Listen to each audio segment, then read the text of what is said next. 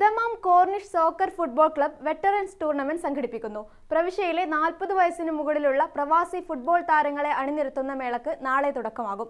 8 ടീമുകളാണ് മേളയിൽ മാറ്റുരക്കുക. Dammam Corniche soccer club 26ാം വാർഷികത്തോടനുബന്ധിച്ച് സംഘടിപ്പിക്കുന്ന 7ാമത് വെറ്ററൻസ് ഫുട്ബോൾ മേളക്ക് നാളെ മുതൽ തുടക്കം കുറിക്കുമെന്ന് സംഘാടകർ വാർത്താസമ്മേളനത്തിൽ അറിയിച്ചു. അൽഖോബാർ അൽഗൊസൈബി ഫ്ലഡ് സ്റ്റേഡിയത്തിൽ വെച്ച് കളികൾ നടക്കും. 40 വയസ്സിന് മുകളിൽ പ്രായമുള്ള പ്രവാസി ഫുട്ബോൾ താരങ്ങൾക്ക് അവസരമൊരുക്കിയാണ് മേള സംഘടിപ്പിക്കുന്നത്. 8 ടീമുകൾ മേളയിൽ മാറ്റുരക്കും.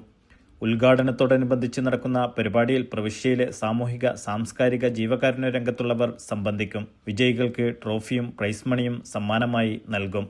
സംഘാടകരായ സക്കീർ വള്ളക്കടവ്, കാസിം മോങ്ങം, സമദ് കാടങ്കോട്, മുബാറക് തൃക്കരിപ്പൂർ, ബസീം ബീരിച്ചേരി എന്നിവർ വാർത്താസമ്മേളനത്തിൽ പങ്കെടുത്തു. Media 1 Dammam.